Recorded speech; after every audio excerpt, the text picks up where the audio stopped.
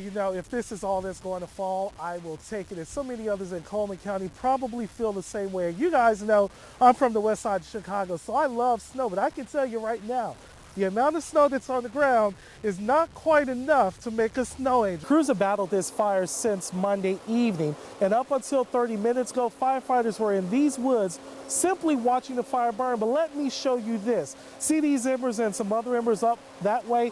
These embers have reignited, and that's the big problem for firefighters all over. No, we don't have a status update in, but a spokesperson for UAB Hospital did come out here about 30 minutes ago to give me a final count of the people being treated here at the hospital. Now, I did ask the spokesperson for a condition update. I tried to get details about the kinds of injuries the people who were hurt at that explosion were dealing with here at the hospital. Linda, I want to tell you right now, one lane of traffic is open, but for a short time, it's all stalled. You can see the cars right here. They are now stopped again because the Jefferson County Coroner's Office just got to the scene, and at this time, they are pulling the body out of the sport utility vehicle. That is why I am standing right here. Sarah, this is the kind of thing you'll see if you were in Winston County. You see toppled trees, down power lines, and just debris scattered everywhere. Right here, this is obviously a tree. We came over and we saw this sitting on the tree. I'm not sure what it is. It's either a piece of a fan or some kind of vent, but several crews are out here working. We've yet to talk with the emergency management director to find out exactly how this county was impacted, but we did speak with the coroner, and he told us a 16-year-old boy was killed in a car crash last night, but they are not yet ready to say if that crash was caused by the storm. The woman was sitting at this table around 2 o'clock this afternoon. Police approached her after getting a tip about a robbery and identifying her in surveillance video and pictures. Now, police told her to drop her weapon. She refused to put it down when they told her to do so. So then they opened fire. And one of those bullets hit this wall. You can still see the brick chip. The other bullets hit the woman. The woman fell to the ground between a gas station and another business on West Valley Avenue. Evidence markers suggest how many shots were fired. A spokesman for Homewood Police revealed 3 officers shot at her while others took a man into custody. So unfortunately this ended this way, but they were dangerous, and as of right now, the officers are safe. Sergeant Peterson believes the man helped a woman rob workers at 2 businesses last week and another hours before she was shot. This police-involved shooting is not the first for Homewood Police. The district attorney says it's also not the only law enforcement-involved shooting investigation open in Jefferson County right now. This is a tragic event, no matter how you look at it, from whatever perspective. Roger Wentowski was inside his business around 2. And all of a sudden I heard really loud noise, did kind of hear some screaming and some commotion. The loud noise started, it was over 1 or 2 seconds later. Officers killed the woman on Wentowski's property. It's very unnerving, it's unsettling, you know, makes you worry about safety day to day. Murad Bamani had a view from his gas station he hopes to never see again. I don't know what's happening. After a few seconds, I see the fire shot sounds, you know, pop, pop, pop, pop, pop. The spokesman for the Homewood Police Department told me that 3 officers involved in this shooting are on paid administrative leave so that this investigation can continue without them. The department also did not release the name of the woman killed or that man taken into custody. These things consume a lot of our time. Imagine having 2 of them like me, whether you use the phone to talk on it or post your favorite pictures on Facebook, Twitter, and Instagram.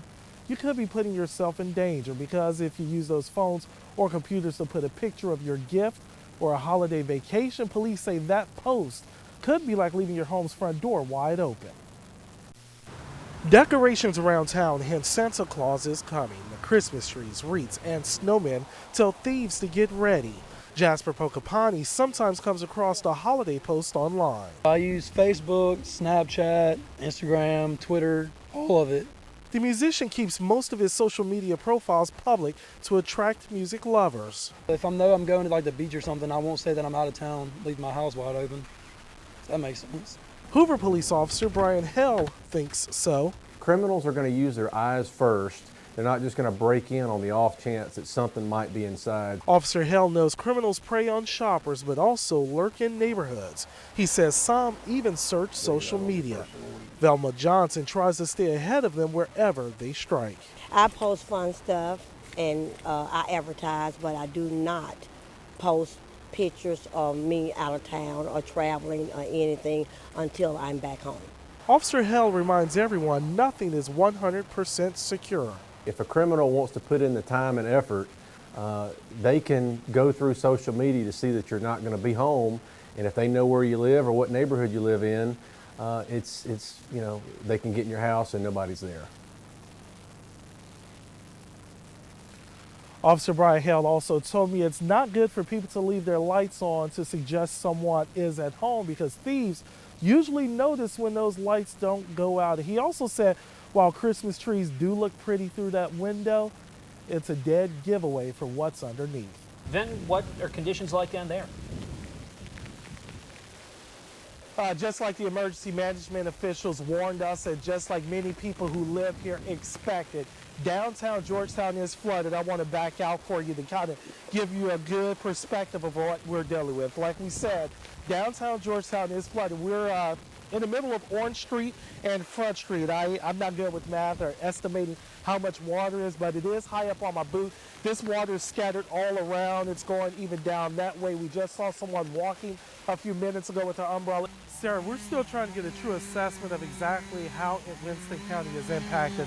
Right now we're in the Ash Ridge community just off of Highway 195 North.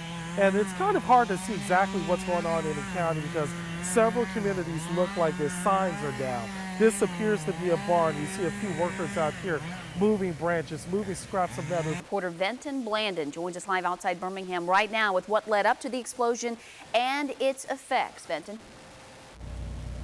Stacy, a Colonial Pipeline spokesman confirmed to us late this afternoon that a 9-member team was working to make repairs to a pipeline that had a break in it last September.